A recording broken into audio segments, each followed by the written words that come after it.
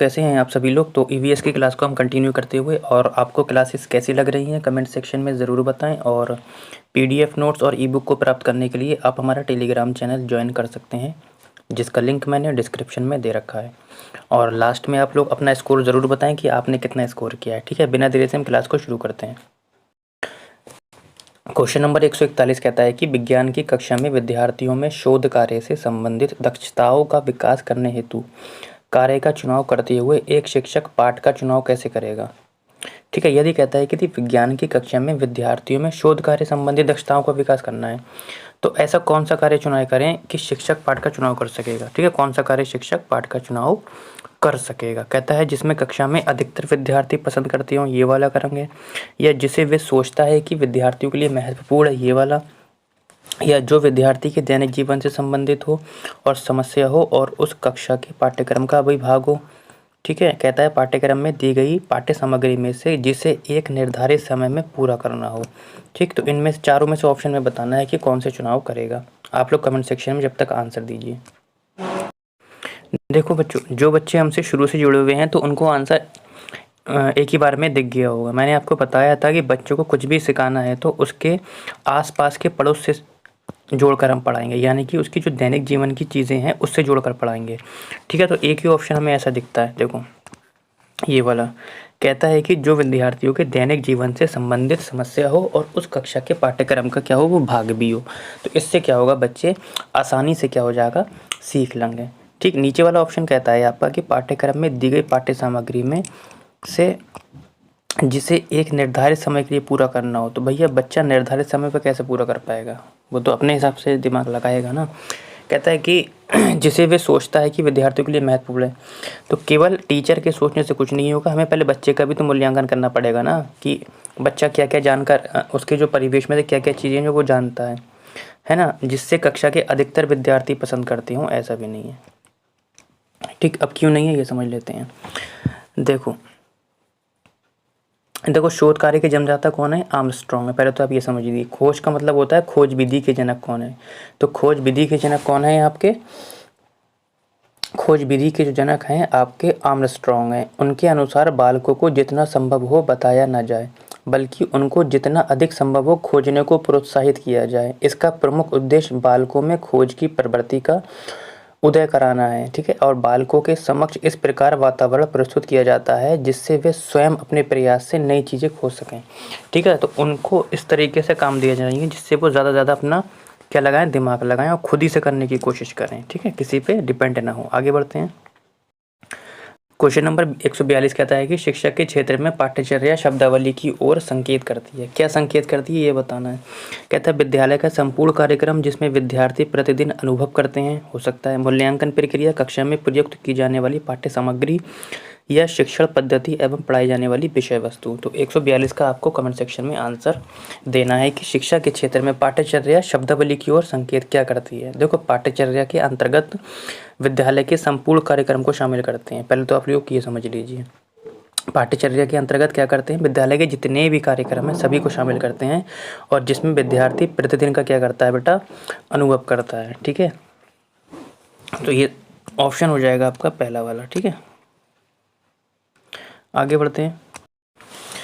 कहता है कि पर्यावरण अध्ययन को समेकित रूप में पढ़ाने के लिए किस विधि को अपनाना होगा। कहता है भाषा और विज्ञान को समेकित करना, वास्तविक प्रक्रिया को संकल्पनाओं के साथ एक करना, या जीव विज्ञान, रसायन शास्त्र और भौतिक शास्त्र में समानताएं ज्ञात करना, या तथ्यों और सिद्धांतों में संबंध स्थापित करना। तो 143 का आपको उत्तर देना है। देखो पर्यावरण अध्ययन को समेकित का रूप समझ लेते हैं पहले। समेकित रूप में क्या होता है, देखो समेकित उपागम का तात्पर्य क्या है कि शिक्षक के उस दृष्टिकोण से है जिसे अपनाकर अलग अलग विषयों के शिक्षण के स्थान पर सभी विषयों के सम्मिलित रूप में शिक्षण पर बल दिया जाता है। पर्यावरण अध्ययन के शिक्षण में समेकित उपागम का प्रयोग करने के आधार ये भी है कि भूगोल हो गया आपका, भौतिक विज्ञान, रसायन विज्ञान, जीव विज्ञान तथा पारिस्थितिकी आपस में क्या होते हैं बेटा, जुड़े होते हैं। ठीक है, तो यानी कि ऑप्शन आपका हो जाएगा तीसरा वाला। ठीक है, आगे बढ़ते हैं। क्वेश्चन नंबर 144 कहता है कि सुश्री वैष्णवी समुदाय से प्राप्त उदाहरणों का प्रयोग करते हुए पर्यावरण में चीज़ों की अन्योन्याश्रयता का विचार सिखा रही है। निम्नलिखित में से कौन सा उदाहरण इस धारणा को समझने के लिए सबसे उपयुक्त है? ठीक है, कह रहा है खेल का परित्यक्त मैदान, कूड़ा एकत्र करने की ज़मीन, पुलिस थाना या नाई। तो 144 का आपको आंसर देना है। देखो, सुश्री जो है वैष्णवी समुदाय से प्राप्त उदाहरणों का प्रयोग करते हुए पर्यावरण में चीज़ों को अन्योन्याश्रयता का विचार सिखा रही है। इसका प्रमुख उदाहरण कौन हो सकता है? इसका प्रमुख उदाहरण बेटा नाई हो सकता है। अब कहोगे सर नाई क्यों? अब मैं इसको बता देता हूँ नाई क्यों हो सकता है। तो नाई को भी थोड़ा सा एक्सप्लेन कर देते हैं।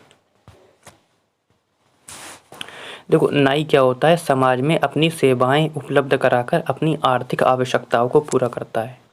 यही तो है ना? क्या करता है कि अपनी सेवाएं उपलब्ध कराकर अपनी आर्थिक आवश्यकताओं को पूर्ण करता है, जो समाज के प्रति उसकी सह संबद्धता को क्या करती है? प्रदर्शित करती है। इसलिए चौथा ऑप्शन हो जाएगा आपका। ठीक है, आगे बढ़ते हैं।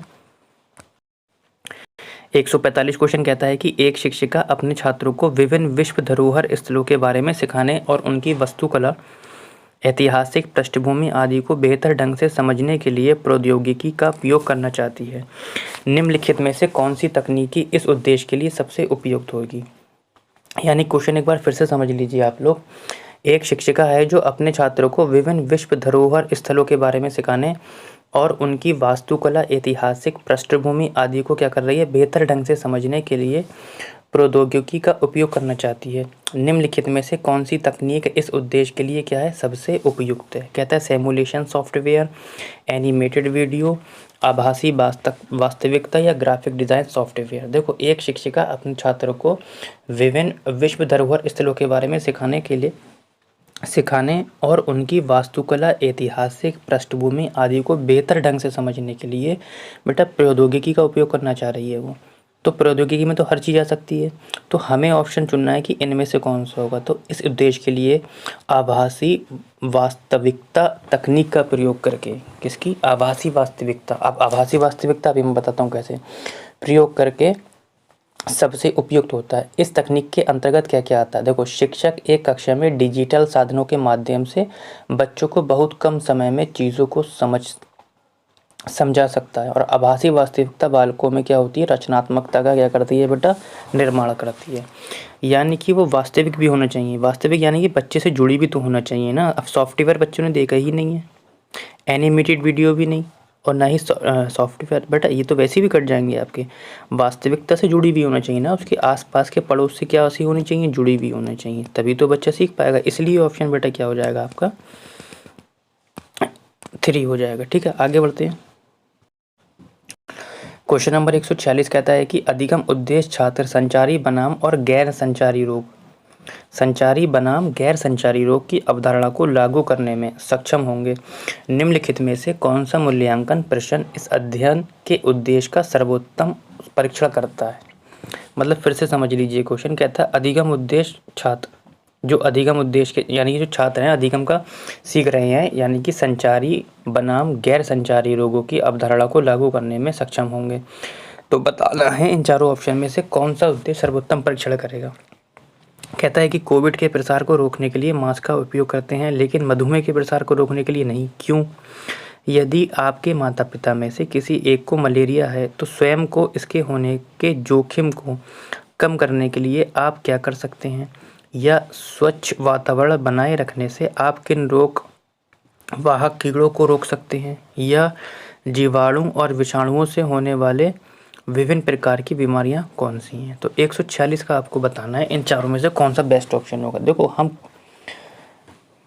सबसे ज़्यादा ऑप्शन जो है मुझे यही लग रहा है, फिर से पढ़ लेते हैं। देखो, हम क्या करेंगे, कोविड के प्रसार को रोकने के लिए मास्क का उपयोग तो करते हैं, लेकिन मधुमेह यानी कि डायबिटीज़ के प्रसार को रोकने के लिए नहीं करते हैं। क्यों? तो ये प्रश्न छात्र को संचारी बनाम गैर संचारी रोगों की अवधारणा को समझाने में उपयोग करेगा, है ना। क्यों शब्द लग गया ना, इसमें करते हैं, कोविड में करते हैं, डायबिटीज़ में नहीं करते हैं। तो क्यों? तो संचारी और गैर संचारी दोनों में क्या करने के लिए, यानी कि डिफरेंस करने के लिए यहाँ से वो थोड़ा क्या करेगा, अपना दिमाग लगागा, समझने में उपयोग होगा। ठीक है, संचारी रोग का तात्पर्य क्या होता है? ऐसे रोग हैं जिनका संचार छूने तथा साथ रहने से होता है।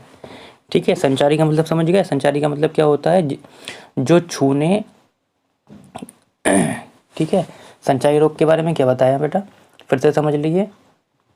संचारी रोग से तात्पर्य ऐसा है जिनका संचार छूने तथा साथ रहने से होता है। जैसे कोविड था हमारा, तो वो कैसा रोग था, कोविड संचारी रोग था। कोविड जो था हमारा कैसा था, संचारी था। तभी तो मास्क लगा रहे थे, छूने से हो रहा था, है ना, या संपर्क में आने से हो रहा था। तो ये हमारा संचारी रोग था। परंतु गैर संचारी रोग क्या होते हैं, गैर संचारी रोगों का संचार छूने तथा एक साथ रहने से नहीं होता है। जैसे कि मधुमेह, जैसे कि डायबिटीज़ है, लेकिन अगर साथ में बैठा हुआ है कोई बंदा तो उसे होगा नहीं।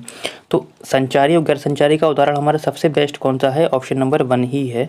इसके अलावा आपको तीनों में से कोई सा भी नहीं मिलेगा, चाहे तो आप एक बार पढ़ लीजिए। आगे बढ़ते हैं। क्वेश्चन नंबर 147 कहता है कि ऋतुओं के विषय को प्रस्तुत करने के लिए निम्नलिखित में से कौन सा आकर्षक या प्रारंभिक उदाहरण के रूप में सबसे अधिक प्रासंगिक है। कहता है कि यदि आप एक टीचर हैं और ऋतुओं के विषय में कुछ प्रस्तुत करना चाहते हैं तो इन चारों में से कौन सा उदाहरण उपयुक्त होगा। ठीक है, आप लोग जब तक आंसर दीजिए मैं एक्सप्लेनेशन शुरू करता हूँ। देखो, सबसे अच्छा ऑप्शन इसमें से कौन सा हो जाएगा आपका, पहले तो ऑप्शन पढ़ लेते हैं कि तापमान, वस्त्रों, गतिविधियों, पौधों आदि के संदर्भ में ग्रीष्म और शिशिर के बची के अंतरों का वर्णन करना। दूसरा कहता है छात्रों को एक टोपी, एक बरसाती और एक स्वेटर दिखाना तथा उनसे पूछना कि उनमें से इनका किसका उपयोग किया है ना। को सैर पर ले जाना बच्चों को और उनसे ये वर्णन करने के लिए कहना कि आने वाले मौसम में पौधे कैसे बदलेंगे। छात्रों को सूर्योदय से सूर्यास्त और फिर से सूर्योदय तक लोगों की गतिविधियों से संबंधित परिवर्तनों का वीडियो दिखाना। अगर चारों ऑप्शन आपने अच्छे से सुने और पढ़े हैं तो आप सीधे सीधे आंसर बता सकते हैं कि सर, छात्रों को एक टोपी और एक बरसाती और एक स्वेटर दिखाकर प्रश्न पूछना कि उन्होंने इनमें से किसका उपयोग किया है, तो ऋतुओं के विषय में जानने का सबसे अधिक प्रासंगिक उदाहरण है। इसके माध्यम से क्या होगा बेटा, छात्र ऋतुओं के अनुरूप वस्तुओं के परिवर्तन के माध्यम से ऋतुओं के विषय में समझ सकते हैं। जैसे मैंने तीनों चीज़ें दिखाई, तो एक बच्चा बोलेगा अरे सर ये तो मैंने पिछले साल पहना था ठंड में, तो इससे क्या होगा, ऋतुएं भी हमें समझ में आ जाएंगी। और जैसे टोपी दिखाई बरसात के मौसम में, हमने छाता दिखाया, बोला अरे सर जब बारिश होती है तब हम ना ये छाता लगाते हैं इस तरीके से। अरे सर जब हमें ठंड लगती है, कोहरा होता है, ठंड बहुत होती है, तो इस तरीके से क्या है, ऋतुएं क्या है कंप्लीट हो जाएंगी। और इस ऑप्शन से हमारा टॉपिक भी अच्छे से बच्चों को समझ में आ जाएगा। टोपी गर्मी के लिए, सर गर्मी लगती है, धूप बहुत तेज़ लगती है, इसलिए हम टोपी लगा लेते हैं। तो इस उदाहरण से हमें सब क्लियर हो जाएगा। ठीक है, तो ऑप्शन नंबर हो जाएगा आपका दूसरा वाला। ठीक है, आगे बढ़ते हैं। क्वेश्चन 148 कहता है कि मिश्रित लर्निंग मोड में ईवीएस पढ़ाने के लाभ क्या हैं। ऑप्शन दे रखे हैं बेटा और उसके कूट दे रखे हैं। कहता है विद्यार्थी कहीं से भी कक्षा में शामिल हो सकते हैं, विद्यार्थियों को शिक्षक एवं साथियों से बातचीत करने को मिलता है। बिल्कुल, ये दोनों ऑप्शन ठीक हैं आपके। कहता है विद्यार्थियों को कक्षा के दौरान चौकन्ना रहने की आवश्यकता नहीं है, ये ऑप्शन आपका गलत है, चौकन्ना रहने की आवश्यकता है। विद्यार्थी अपने ऑनलाइन से सीखी हुई बातें घर समुदाय में पूरक गतिविधि में पूरा कर सकते हैं। बिल्कुल, ऑप्शन नंबर 4 भी ठीक है, यानी कि 3 गलत है। तो 3 जिस ऑप्शन में भी होगा वो आपका ऑप्शन क्या होगा बेटा, गलत होगा। देखो 3 इसमें भी है, इसमें भी है, इसमें भी है। ऑप्शन नंबर हो जाएगा आपका तीसरा। अच्छा, इससे बनने वाले कुछ और भी पॉइंट हैं, जैसे विद्यार्थियों को स्वतंत्र रूप से ऑनलाइन कार्य करने के लिए प्रोत्साहित करना, एक ये भी बन सकता है। अच्छा, मिश्रित लर्निंग मोड में जैसे कि टैबलेट हो गई आपकी, है ना, ऐप हो गया, लैपटॉप और स्मार्ट बोर्ड जैसे संसाधन क्या होते हैं बेटा, शामिल होते हैं, जो अधिकांशतः छात्रों के लिए परिचित और आकर्षक होते हैं। ठीक है, 2 पॉइंट मैंने एक्स्ट्रा बता दिए हैं आप लोगों को। आगे बढ़ते हैं।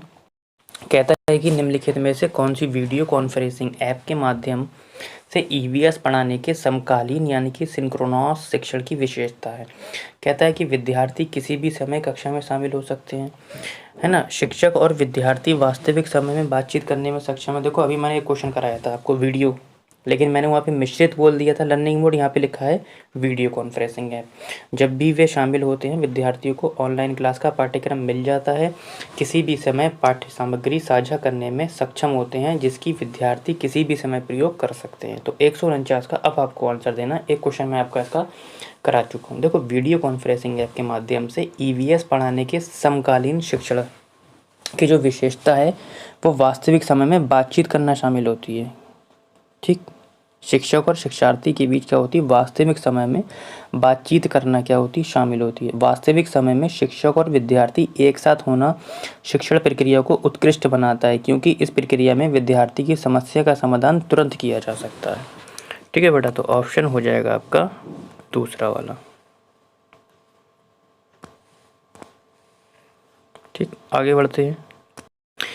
स्वाति कक्षा 4 की एक ईवीएस शिक्षिका ने कई तरह के पौधे जैसे कि आपका घास हो गया, बांस, गुलाब, केला, बरगद, ताड़ के पेड़ का वीडियो दिखाती है और सभी पेड़ पौधों के आकार, पत्तों, तने और फूलों के बारे में विद्यार्थियों के साथ चर्चा करती है। इस गतिविधि से सबसे उपयुक्त उद्देश्य विद्यार्थी का ध्यान आकर्षित करना है।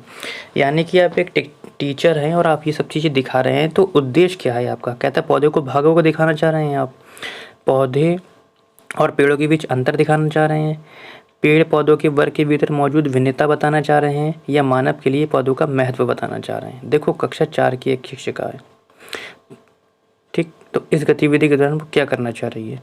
देखो इसका मुख्य उद्देश्य जो है पेड़ पौधों के वर्ग के अंदर उपस्थित भिन्नता की ओर विद्यार्थियों को ध्यान आकर्षित कर रही है।